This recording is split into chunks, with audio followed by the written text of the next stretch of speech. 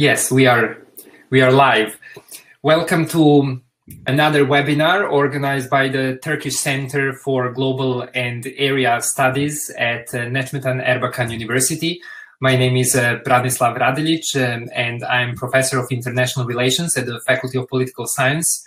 Today, it is our pleasure to host Dr. Vladimir Vučković from the Department of International Relations and European Studies at Masaryk University in the Czech Republic. Vladimir, thank you very much for being with us. I will just a couple of words about Vladimir. I know his research very well. He has been focusing on Europeanization of the Western Balkans, European Union enlargement policy, foreign policy of the Western Balkans, and the NATO enlargement policy. I'm sure there are some other aspects that you cover in your great research, but I would say these are the main ones. He has published a good number of journal articles. He has edited a book on Europeanization of the Western Balkans, and he has just finished a manuscript about Montenegro, and I would really like to hear more about your project and what is it that you have discovered that we have not known before.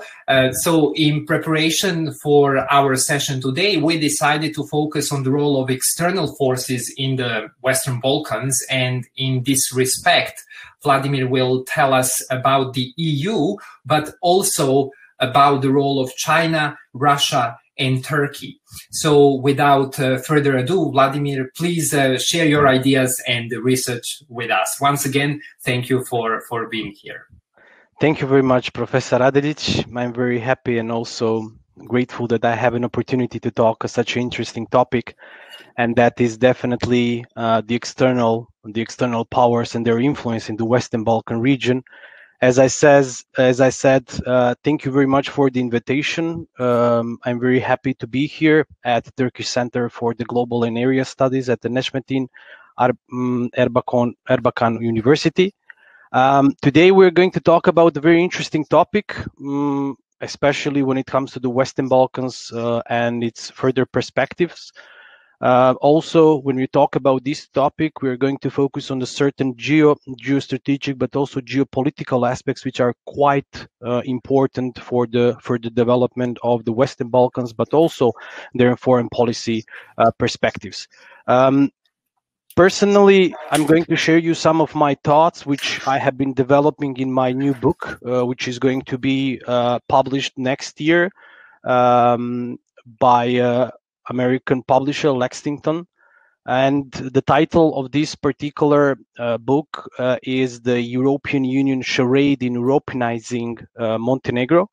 Of course, as I'm focusing on Montenegro, also these particular cases can be also applicable to the different Western Balkan countries, especially when you talk about the foreign policy aspect, but perhaps far more importantly, I would say alignment with the membership criteria and those I would say problems which the Western Balkans, or in particular Montenegro, was facing during his integration period. So some of you are maybe asking why I'm particularly focusing on Montenegro and why this is country quite important to be researched. As we already know, it's a very tiny country in the Balkan Peninsula in the Adriatic coast. Well, there are several aspects. I would say 5 or 6 reasons why I have chosen to focus, but also to elaborate the influence of the external factors when it comes to the Western Balkan region, especially when we talk about the European Union, but also other very important international factors such as Turkey, Russia, and China. Well, as I said, there are many reasons why I have been focusing on the case study of Montenegro. First, Montenegro, for a very short period of time after declaring its independence from Serbia in 2006, has demonstrated a very remarkable progress when it comes to effective compliance of the Copenhagen membership criteria towards the being part of the European Union. So as of June 2020, this country has already opened 33 negotiating chapters, including chapters 23, Judiciary and Fundamental Rights, and also chapters 24, Justice, Freedom and Security.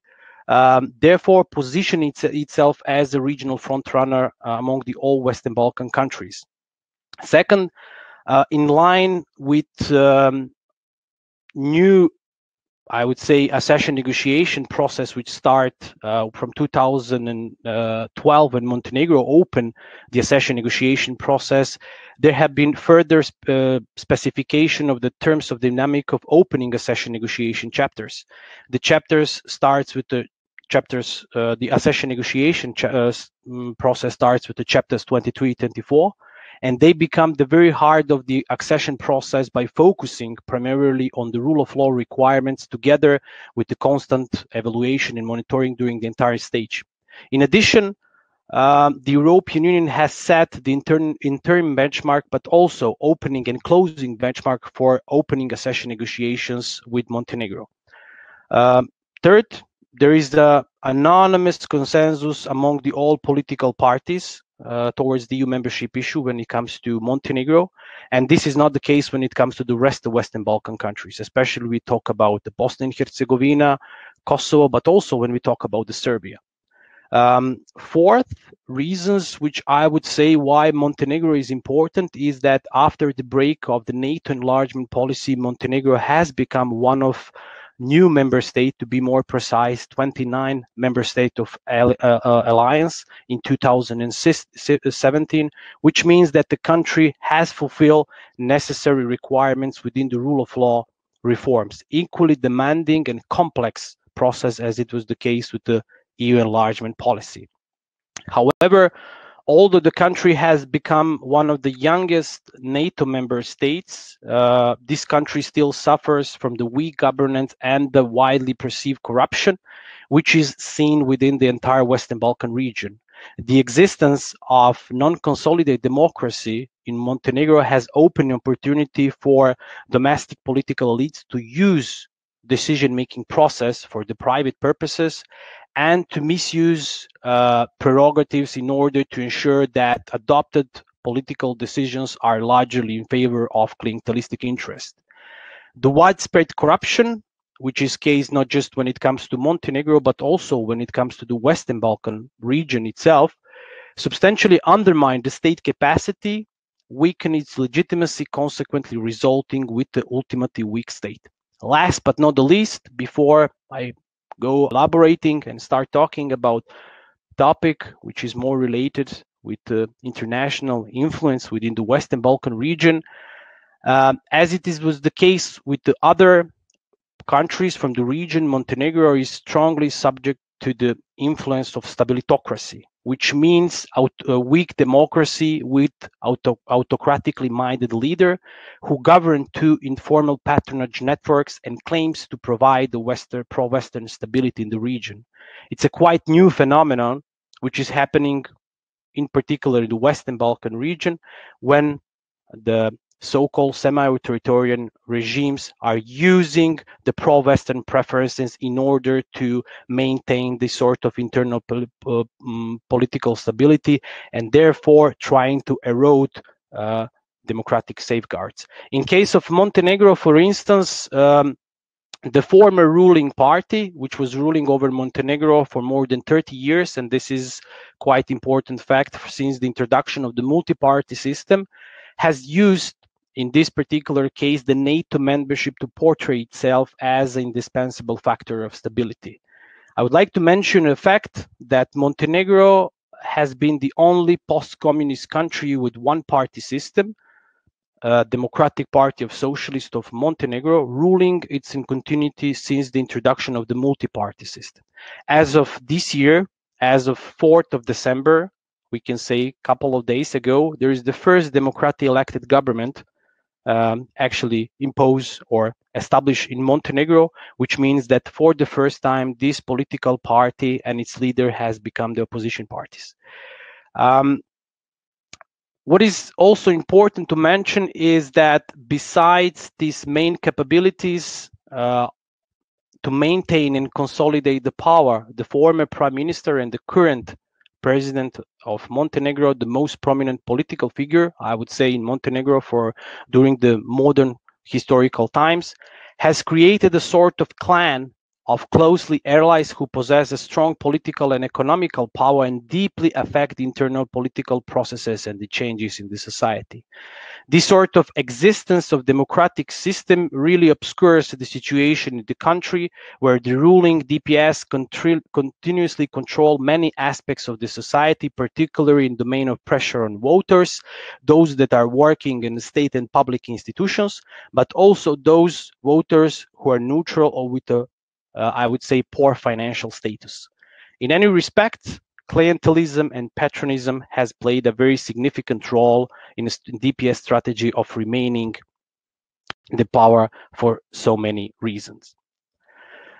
As I said, this sort of fast advancement, which I was mentioning when it comes to case of Montenegro, has been continuously highlighted and also supported by high-ranking EU officials, saying that this is the country as the champions of European integration, the good news story, the success European story, which at the same time has remained a testament to Montenegrin success story. However, after Montenegro declared independence from Serbia in 2006, we have to be quite clear and say that Montenegro has made a progress in the European integration process as a result of two lucky combinations.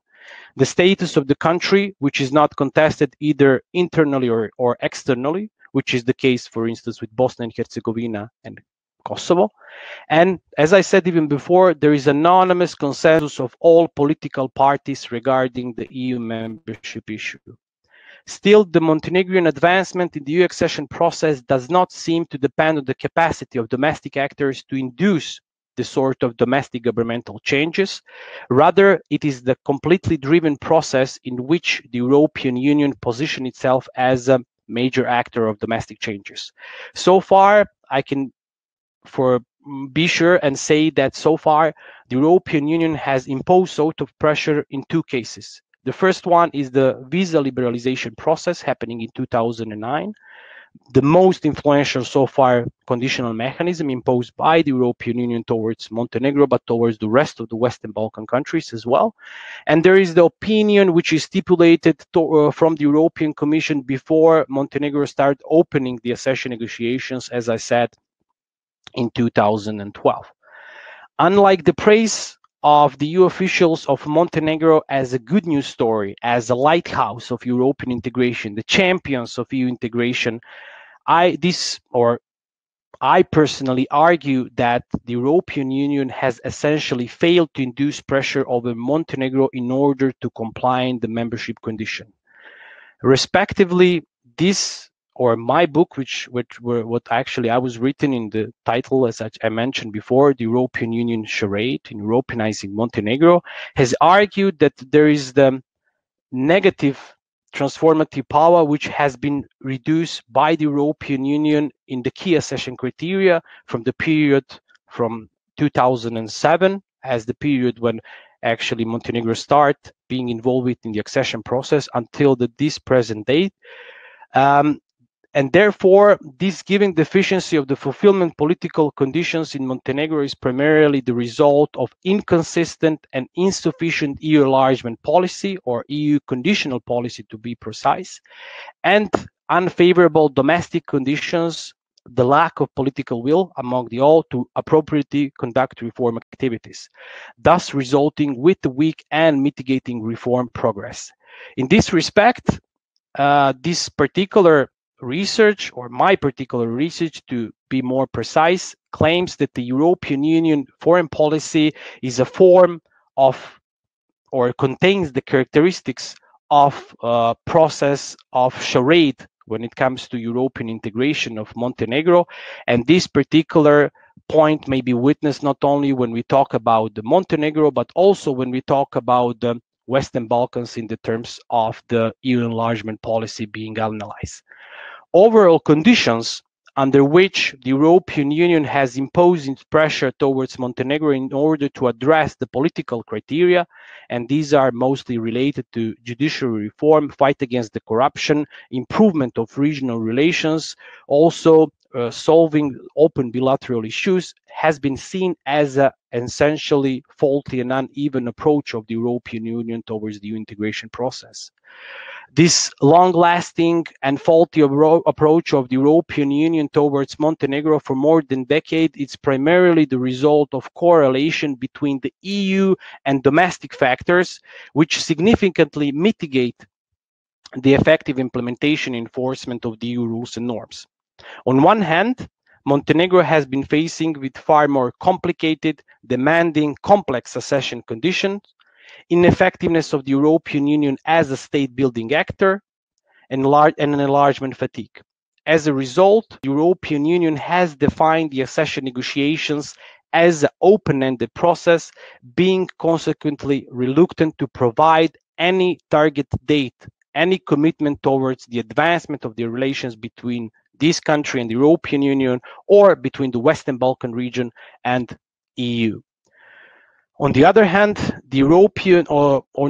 a certain set, I would say, internal problems, such as the limited statehood issues, the strong interference of the semi-authoritarian regime, and other veto players have substantially restrained the EU transformative power on domestic institutional and policy changes, not just, when I said once again, not in Montenegro, but also in the rest of the Western Balkan region. Therefore, the enlargement process without the goal and the sort of the accession without the credible membership perspective, followed by the state insufficient fulfillment of the condition due to the strong influence of veto players and autocratic leaders, is being defined as an EU charade in the process of European integration of Montenegro, but also when it comes to the rest of the Western Balkan region.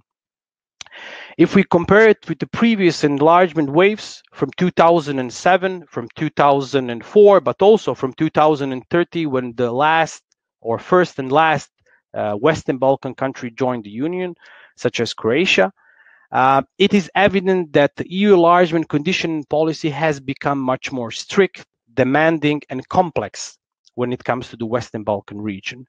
In that regard, the transformation of the EU enlargement conditional policy towards the Southeastern Europe is being characterized by the classification and specification of a range and scope of the condition, all of which can be particularly classified within the following way.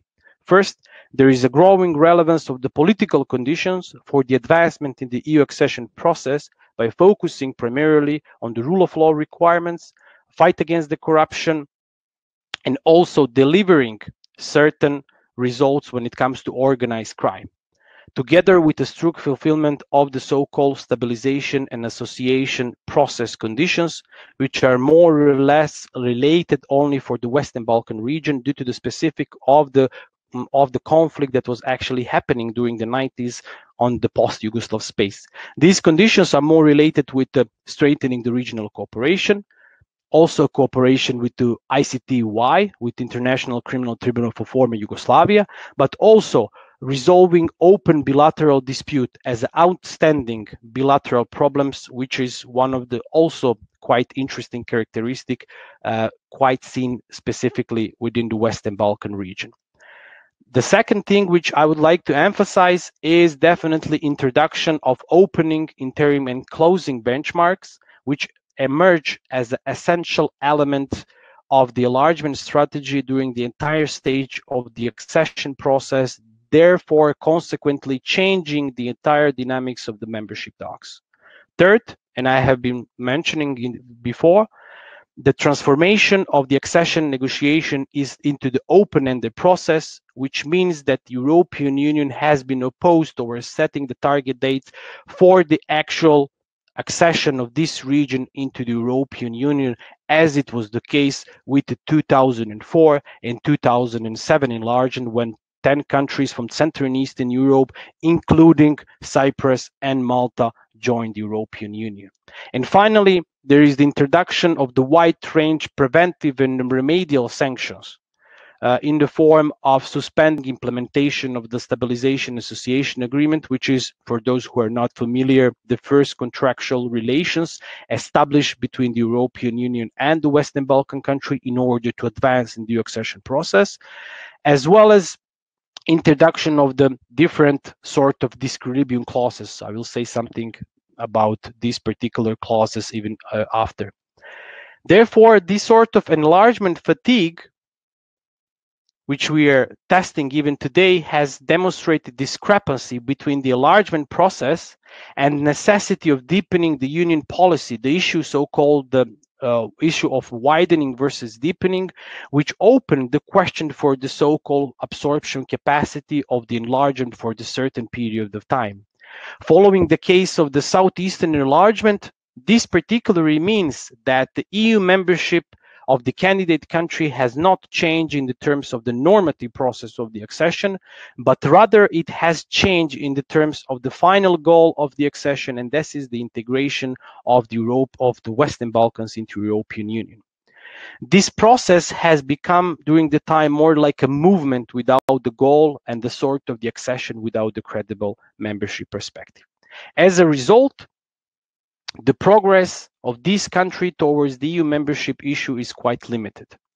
The EU transformative power has not been has been insufficiently developed, mostly because the conditionality does not work if the membership criteria are not clear, if they're not equally applied to all the applicants, if they're not fairly monitored, and if there is a doubt that the reward will come once conditions are being met. Clearly, this is the case of the Western Balkans accession as such. All this story, when it comes to Western Balkan relations, in particular focus on Montenegro with European Union, has been done in order to provide a very simple question, and that is why the European Union has actually created this sort of given charade over the conditional process towards Montenegro, but also towards the Western Balkan region, and as I said numerous times during the whole integration phase.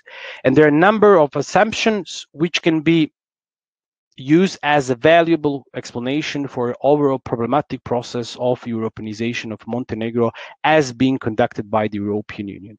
First, the European Union has aimed to preserve the legitimacy of the EU integration process in Montenegro, but also in the Western Balkan states. In particular, in order to maintain, I would say, internal political stability, the European Union has been involved in the various driven conditionality process by using the compliance with the Western Balkan countries, introducing the various wide range of the mechanisms, such as notably implementation of acquis, technical and financial support provided by the TIGA and twinning projects. Also, there is an instrument for the pre-accession assistance, socialization through the political dialogue and technical cooperation, etc., etc. So the European Union imposed a lot of different technical, also financial instruments in order to establish a more closer relationship with the Western Balkan countries. However, although the European Union introduced the various financial and technical assisting mechanisms in order to accelerate the candidate countries' membership towards the European Union, its reluctance to reaffirm the credible membership perspective, along with the introduction of new country-specific conditions, I already mentioned them, has been reflected in the candidate country intention to reconsider their geopolitical and foreign policy interests. It is not a rare case that the semi-authoritarian leaders in the Western Balkans largely use the logic of bargaining by choosing the policy of alternatives instead of the policy of opportunities, consequently opting for the certain international factors who are providing the higher benefits than the others. For instance, in case of Serbia, the European Union has established the disequilibrium clause, which can potentially postpone the advancement of the EU accession process if the normalization of relations between Belgrade and Pristina, between Serbia and Kosovo, are being compromised. As a result, Serbia, as the main regional actor, has changed its geopolitical and foreign policy perception, consequently strengthening the cooperation with Russia by signing a number political, economical, security, and military agreements, sending a very clear message that the EU game is not only game in town. Second, it's quite clear that the European Union has kept this sort of enlargement charade on the top of its foreign policy agenda due to the strong involvement of other international factors, namely Russia, China, Turkey in the Western Balkan region. Without any doubt, for instance, the strong historical, cultural, political, economical influence of Russia in the Western Balkan countries as its traditional sphere of influence substantially raises serious concerns over the European Union when it comes to their proclaimed foreign policy towards maintaining the regional peace and stability. Given the Mearsheimer theory of neorealism based on the concept of offensive realism, it seems that the European Union and Russia are continuously trying to maximize their respective power by looking the opportunity at the expenses of other rivals. In other words, the European Union is seeking to weaken and to reduce the Russian impact by providing a wide range of accession advancement reward to the Western Balkan country, but without the credible membership perspective. When I say a wide range of accession advancement reward, I'm thinking about adoption of the Stabilization Association Agreement, implementation of the Stabilization Association Agreement, opening accession negotiation, various technical and financial mechanisms, but not providing as I said, the credible membership perspective due to the fact that still the European Union has been reluctant toward providing a target date for the credibility of this particular process.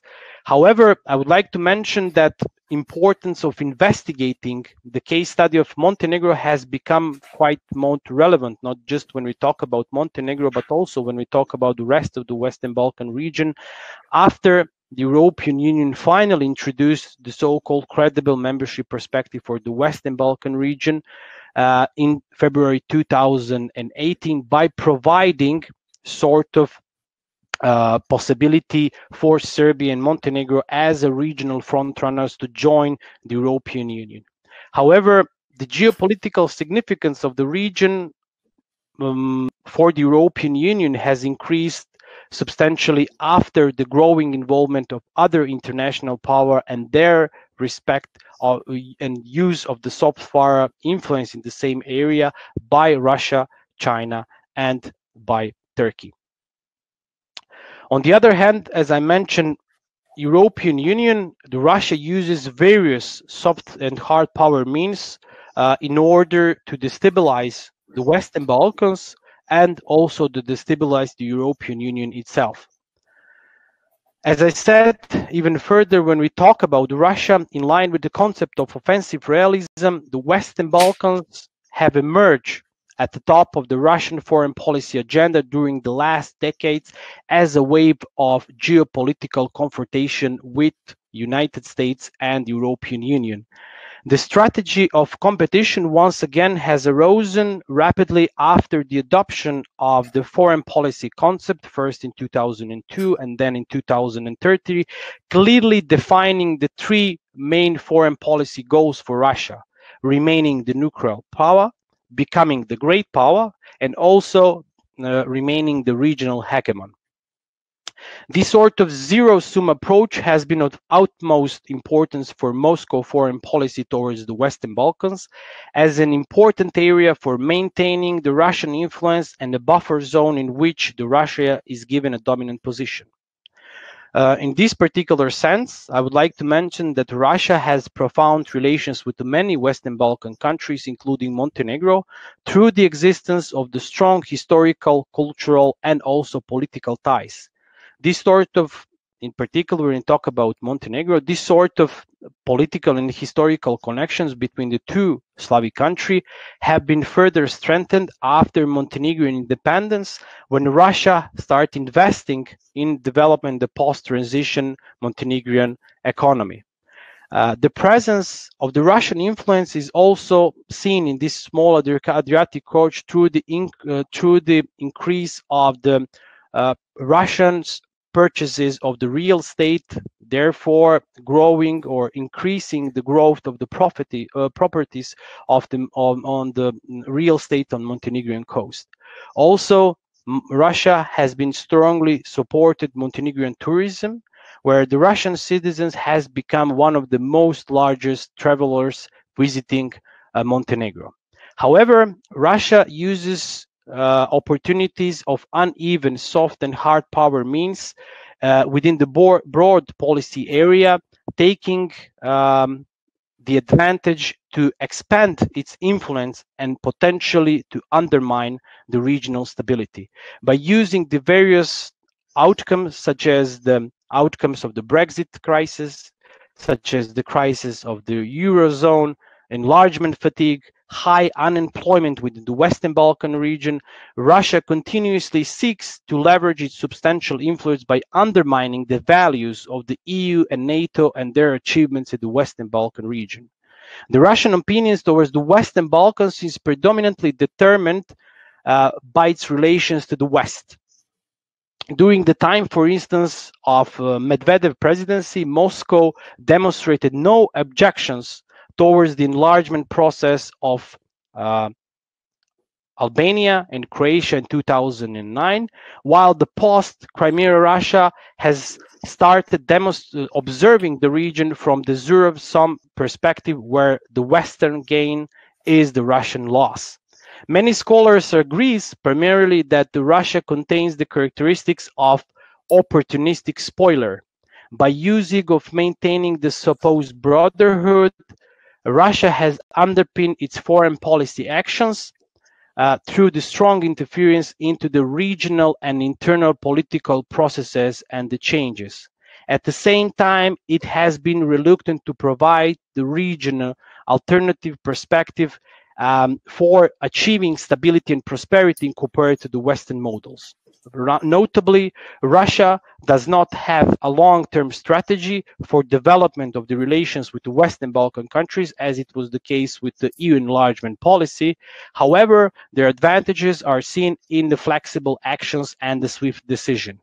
In order to gain the supremacy in the Western Balkan space, and therefore to undermine the credibility of the alliance and the European Union into the region, Russia used both soft and hard power means mechanisms in order to destabilize the region, such as financing eligible political parties, mostly, I would say, pro-Serbian, pro-Russian individuals and the political parties, establishing anti-Western media, strengthening political corruption and clientelism, but also inspiring sort of coups.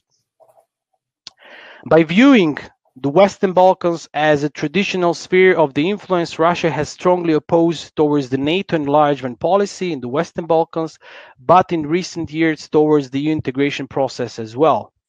This sort of worsening relationship between Montenegro and Russia was primarily influenced by the Montenegrin decision to align with the EU sanctions against Russia following the annexation of Crimea in 2014, but also Montenegrin will to join the NATO in 2017. As a result, the Montenegrin foreign policy actions have been perceived by Kremlin as a hostile, which have been reflecting in continuous decline trends when it comes to development of the economy and the political aspects. At the first instance, Russia mainly used the soft power tools in order to prevent the state intention towards joining the European Union, such as the strong political accusation from the high-ranking Russian political officials, such as in particular from the Russian Deputy Prime Minister Dmitry Rogozin, saying that Montenegro will regret if joining the NATO, but also even surprisingly from Russian Foreign Minister Sergei Lavrov, who also stated that Montenegro is sacrificing its economical relations with Russia by joining the NATO. Also, there were other incidents, such as when Russian Foreign Minister warned not to travel in Montenegro, while Russia's state media immediately start running a negative campaign by portraying Montenegro as corrupt and extremely insecure. And finally, there was a ban of Montenegrin wines over the alleged hygiene concerns. The latest in the series of confrontation between two countries occurred primarily in 2016, just a few months before the Montenegrin acquisition to the full membership in NATO, when Montenegro accused Russia of meddling in 2016 parliamentary elections by attempting to overthrow the former prime minister and current president of Montenegro, as I said, the most prominent political figure in the recent Montenegrin history, Milo Đukanović, by financing, supporting the stronger opposition political party, Democratic Front. Consequently, the Special Prosecutor Office opened a court case on attempt coup against some of the Democratic Front leaders, several Serbian nationalists, and 2 Russian military intelligence officers. The government held the stance that Russia was meddling not only in 2016 parliamentary elections, but also in anti-NATO protests a year before, in 2015, organized by this pro-Serbian coalition bloc called Democratic Front, calling into question development of bilateral relations between 2 states.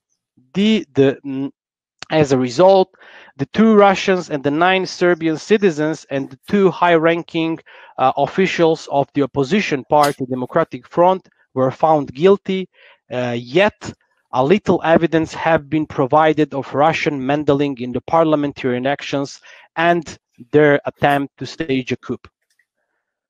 When we talk about China, unlike Russia, China mostly relies on the soft power use over increasing its influence in Montenegro, but also in overall Western Balkans region. During the last decade, I would say that China has managed to strengthen its regional cooperation with the Western Balkan countries by the means of the sub-regional initiative called 16+1, consisting of 11 EU member states and 5 candidate countries for the EU membership. Chinese interests in the Balkans substantially differ from the one from Russia, as China does not oppose towards the EU and the NATO enlargement of the Western Balkans, and mainly uses its sort of economical leverage in order to enhance its particular regional influence. Chinese investment, which is quite important to mention, are more than welcome in the Western Balkans, including Montenegro, by providing loans to the Western Balkan countries, especially by providing loans to Montenegro, who was actually given more than $800 million in order to build one part of the priority infrastructure section within the highway, Montenegrin highway. Chinese companies are visibly present on Montenegrin market, but also on the Western Balkan market by being competitive in domestic firms and reconstructing the highways, roads, tunnels, but also bridges.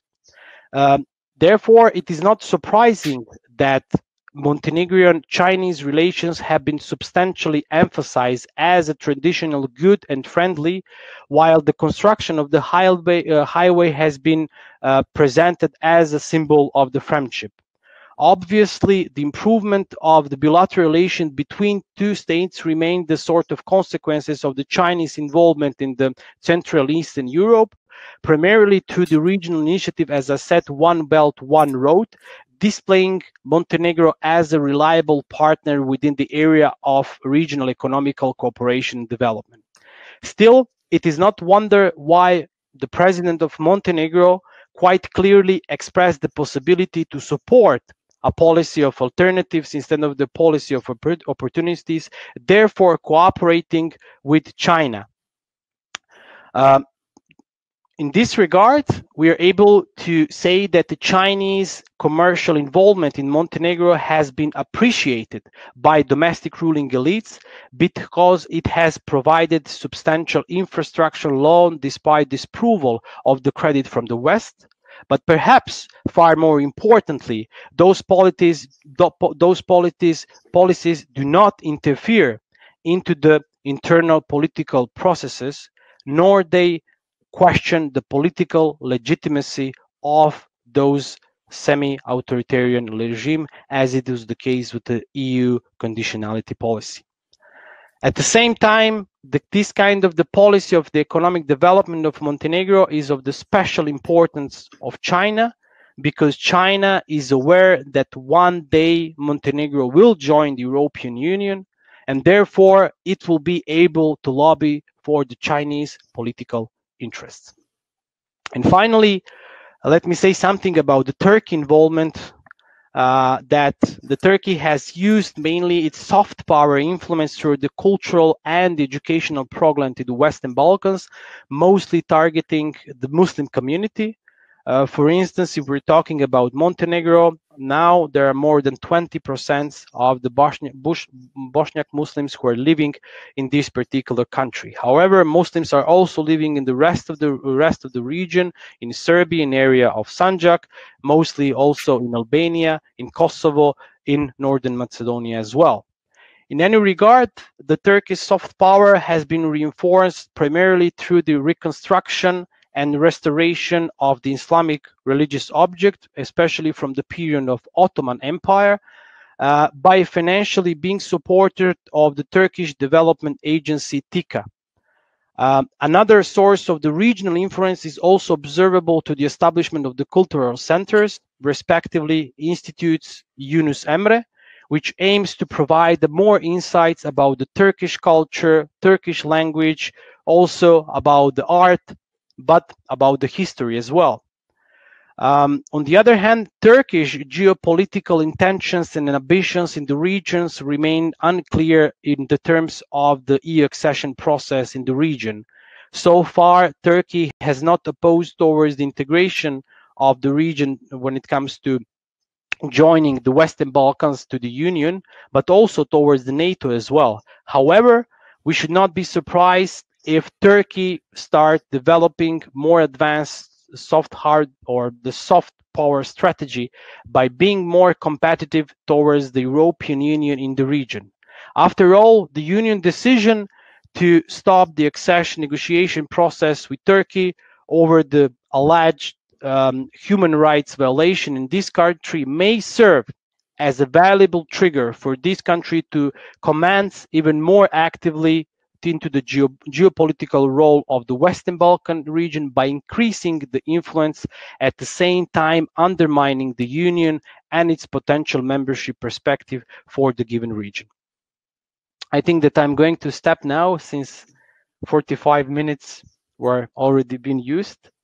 So if there is any kind of questions, I'm able to... Well, thank you very much. That has been very insightful, and especially because you have touched upon the EU and then some other forces in the region, and I would like to invite our attendees to ask questions in the chat box, or I know that we are also live on YouTube, so if there are any questions there, but I have already seen some comments that I would like to ask you to elaborate on a bit more. You were often touching upon the notion of the politics of alternatives and opportunities, which has accompanied the situation in the Western Balkans for a long time, which then I would argue is very much linked to the question, who is really not destabilizing the Western Balkans, right? Because in one way or another, even though, yes, you say that Russia is destabilizing, China is not, and Turkey potentially, we still don't know for sure, but for the European Union, for the Brussels administration, then eventually China will be perceived as a destabilizing force, not necessarily right for the local elites. So based on the comment that I have seen in the box there, would you be able to tell us a bit more how you really approach this whole discourse about the politics of alternatives and politics of opportunities? Mm-hmm. And what necessarily works as an opportunity now does not necessarily work as an opportunity at some other stage? Well, when it comes to, for instance, cooperation with China, I would say that definitely there is the politics of alternatives, especially when we talk about providing sort of substantial loans for building those sort of infrastructure projects. So in this sense, if we see that Montenegro has been already asking for those sort of loans and saying from the European banks and saying that it is really necessary to develop their own economical and the politics.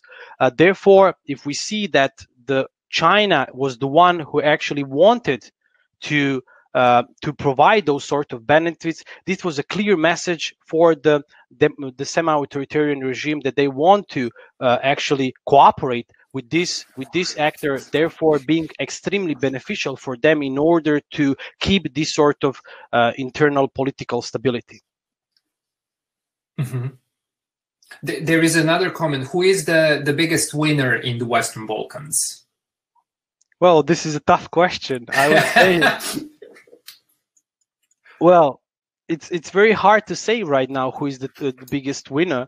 I would say that so far, I would say that if we see in the EU or the international perspective, I would say that the China was one who is actually having the sort of benefits right now, because China is measuring the time completely different than the other countries.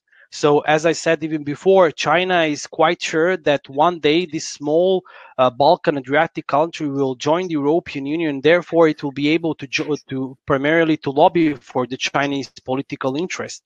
So in regards to Russia, who has sort of problems how to deal with its traditional sphere of influence, but also when we talk about the European Union, who has its problems with, let's say, sort of security and stability concerns, the China is the one who is completely omitted from this particular vacuum, and it's really looking from the perspective that one day it will be able to cooperate it not just with the Montenegro but also with the Western Balkan region, in the sense that this country will join the European Union as well.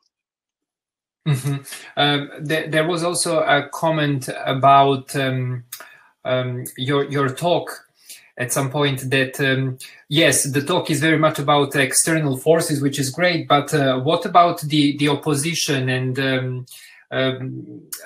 we cannot really exclude the role of the opposition when actually talking about your EU charade thing in the region, and not only as I said in the region as the whole, not really just in the case of Montenegro. And this ongoing debate about a very weak opposition in the region, which has in the end provided the elites, semi-authoritarian elites, to proceed with the process of state capturing and clientelism. Can you elaborate a bit more on that? Yes, please? of course. Well, I would say that this is primarily the strategy of the semi-authoritarian regime, how they can easily provide this sort of state capture, but at the same time, they start to undermining these sort of democratic safeguards. While the level of the autocratic rule has varied from country to country, the mechanisms of the control and influence primarily remains largely the same. All the Western Balkans semi-authoritarian regimes share the common characteristics, and this is profoundly visible with their intention to weaken democratic institutions by keeping them fragile and dependent, politically interfere into the judiciary, dealing with their political opponents, but also creating the strong political polarization within the government and the opposition. In this regard, the autocrats such as Milo Đukanović, the president of Montenegro, Aleksandar Vučić, the president of Serbia, or also Milorad Dodik, the Serb member of the state presidency of Bosnia and Herzegovina, have predominantly relied on mechanisms spreading the fear and creating the artificial political crisis in order to consolidate their power and strengthen their dominant position in the society. And this particular regime has been seen in changing their policy perspective, orientation, and foreign policy priorities, thereby reducing the chances of losing dominance in the state. If we see, for instance, the case of Serbia, we will see there is any current opposition in the parliament. Situation is slightly different when it comes to case of Montenegro, but this was the situation which is, let's say, happening as of the 30th of August, when the last election has been held and when the opposition party actually took the governmental offices. Right. Let me read one of the questions. Could a land swap between Serbia and Kosovo lead to conflict instead of bringing prosperity and European integration to the Balkans? I personally do not believe that there is going to be any kind of conflict in the near future between, not just between Kosovo and Serbia, but also between any other countries in the region. I think this is the issue that has been done when it comes to the Western Balkan countries, and that European Union even today has demonstrated certain capacities to even prevent this sort of escalation of the war conflict. What I can see is that there should be a sort of compromise that needs to be done by both sides in order to improve those relations. So if there is a situation to recognize each other, or even to, as I heard even within the news, to give each other a certain part of the territory, I'm not saying this is primarily true, but I'm saying that it might be on the table, then definitely both sides needs to do something in order to satisfy the both appetites. Okay. There is another comment about the role of the church in stabilization or destabilization of Montenegro in the European perspective. You haven't really touched upon that in your talk, but can you please provide us a bit with the context and why that role of the church is really being featured on a regular basis in different analyses? But what particularly? Can you be more specific? I haven't seen here, but the general take on the role of the church, maybe you would like to touch upon. Well, definitely was quite evident even before the Montenegrin accession to NATO. I would say that Russia was the one who was actually reluctant to abandon the idea of reviving this sort of pan-Slavism and concept of unification of all Slavic country under its influence.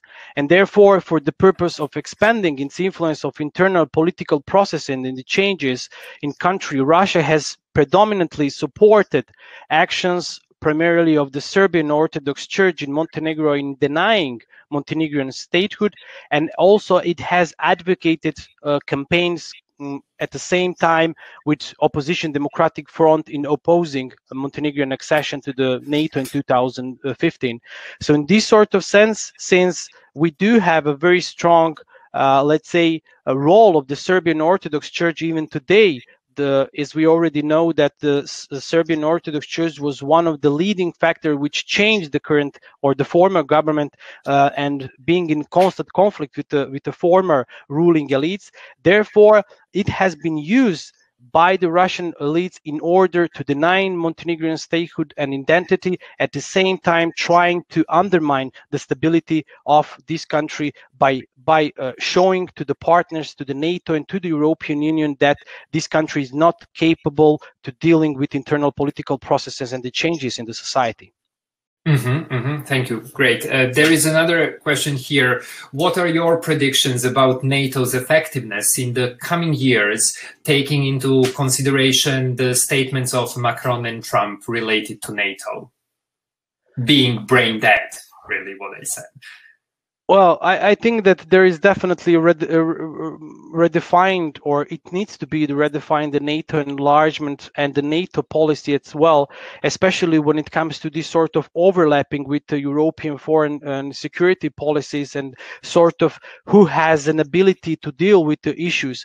We have been seeing that, for instance, NATO was the one who was dealing with the European security problems, but as of 2005, to be more precise, NATO started giving this role to the European Union, EU member states, by being more active into the process of crisis management. I definitely see this opportunity of NATO to be more developed, in the sense that it's going to give a more strength and more I would say, more individual sense of working on the security issues than it was given before. Well, we have someone from Algeria asking, does the Syrian refugee crisis affect Balkan countries' relations with the European Union, and to what extent, really? Well, I'm not quite aware to what extent, but definitely the fact in the sense that it has been a problem of stopping those kind of refugees, especially due to the flow that they were coming from the Turkey, then to the Balkan territory, and again, then therefore to the Western Europe country. What is the problem here is that the Western Balkan countries do not have any sort of capacity to deal with those refugee crises and the refugee itself. Therefore, this sort of burden has been given to them, even though they're not really being able to sort this problem. Among the all problems which they're facing, unemployment, poverty, also I was mentioning sort of enlargement fatigue issues, crisis as well. One of the biggest problem that was also given to Western Balkan region is this sort of how the region has or needs to be done with the refugee crisis. So far as I can see, this crisis has been settling down, so no further repercussion and consequences were felt on the region. Right, thank you. And now there is also another question. I've seen it from one of the attendees asking you to elaborate a bit more about, okay, yes, we can agree that the EU is now in a rather specific state, and probably the COVID-19 pandemic has also contributed to that, and we have seen a lot of intergovernmentalism versus supranationalism in the EU, and especially with some of its states really not very much agreeing with the general mission, if we can put it that way, of the EU. So this attendee is asking, really, it is obviously unclear what the future direction of the EU will be. So how do you think the EU's policy towards Eastern Europe and the Western Balkans will be shaped going forward? I would then add to that, what are really the risks that the EU is facing going forward? Well, I think that the first action that has to be done by the European Union is to provide a credible membership perspective for the Western Balkan region, due to the fact that these countries were being involved into the various integration process for more than 25 years. So we are facing ourselves in a certain paradox that there are much more conditionality given to the Western Balkan region compared to the countries from the Central and Eastern Europe, but there is less likely to expect that these countries shall join the European Union in the future period. So therefore, I believe that primarily the conditionality should be the one that it has to be dealt in the way that primarily the credible membership perspective should be done, and therefore the Western Balkans should be primarily should know that the reward will come once the conditions are being met. On the other hand, I know that it's quite difficult for the European Union itself to provide this sort of credible membership perspective, especially due to the fact that the European Union was facing with the various crises, with the institutional crisis, with the compromise decision-making problems, also sort of burden when it comes to the structural funds, and also I would say migration employment policy from east to west. So in this sort of sense, there is a generally negative mood towards the further enlargement, and I completely understand the situation. However, what is here the trickiest thing is that the Western Balkans are waiting in the lobby of the European Union for the 25 years, and it has to be quite clearly said why this region needs to be does not need to be joined to European Union if there's any objections from the EU member states. Okay, fair enough. But then what about the problem of discrepancies that we have seen coming from Brussels when it comes to different states in the queue? And this has produced a lot of, well, anxiety really amongst different states in the region, and especially after the also Bulgarian and Romanian experience, but also what we have seen recently when it comes to Bulgaria and its treatment of North Macedonia. So we obviously see certain discrepancies taking place in Brussels. So yes, it would be good to come up with a single or a common position, but obviously someone is obstructing that. So if we are now analyzing policies, there are major problems there.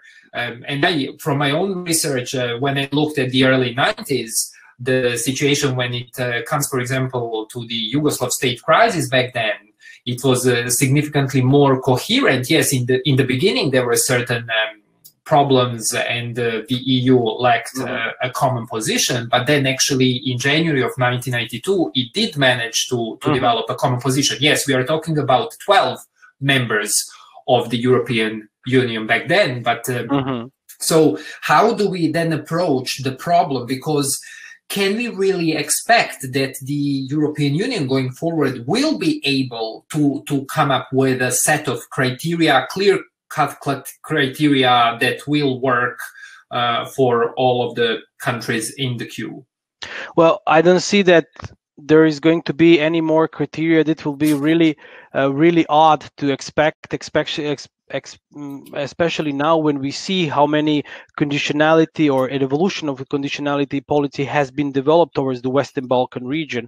So there are different sets of the conditions, especially focusing on political conditions, SAP conditions, also introduction of the interim benchmarks, opening the accession negotiations as an open-ended process, also the disequilibrium clause. So I really think that it's really enough for the Western Balkan region to fulfill those conditions which are set in front of them. However, I really believe that even though the region, or even though the European Union, to be more precise, was facing with the sort of the problems that was facing even today, definitely it is absolutely necessary to provide a sort of incentive for this region in order to start believing that the European future is or the Western Balkan future is within the European Union. I don't see any other reasons how or any other policies what should be developed in the sense that should be done. In any other case, I would say that if this is not possible, then the European Union is system in crisis, and definitely it needs to be redefined in order to provide a certain membership perspective for the region. Right. In the first webinar, which I did with a colleague of mine from Australia, but originally from Kosovo, for the end of the webinar, I asked him to imagine what he would be telling me in 2025 about the problems he was elaborating on, and that was really about Kosovo and Kosovo-Serbia relations. So I really have to ask you the same thing. So will in 2025, do you think in 2025 you will be talking about charade again, or you will be writing a new manuscript and just really going against some of your previous statements that to some might be a bit maybe too harsh even? I would love to, if there is any kind of evidence which should be convince me that I was wrong, especially when it comes to let's say the political will of domestic elites to effectively comply with the rule of law requirements. Of course, when we talk about the Western Balkans, the situation started changing from 2020, 2019, but not just in Macedonia, but also in Montenegro, as we already know that the first democratic government has been elected. So let's say that this sort of interdependency which is existing between the EU and domestic factors is quite sufficient for the development of the country towards the EU membership. However, if we see now that there is domestic factors who are really willing to fulfill those membership requirements, maybe in a certain extent the European Union will be open and therefore providing a certain benefit for them to join the European Union. Otherwise, I really see that this sort of spillover effect will happen, and therefore it will affect not just when it comes to Montenegro, but also when it comes to the Western Balkan region, and therefore being able to effectively fulfill all these requirements which are set in front of them. Okay, well, thank you very much, Vladimir. I can see no more questions here. I would like to thank you all for attending our webinar. Thank you for your time. And yes, let's see in 5 years' time how your research, but also how the situation in the region will evolve. Thank you very much for an invitation. It was having a pleasure talking with you. Thank you very much. Have a good evening. Bye-bye. Bye-bye.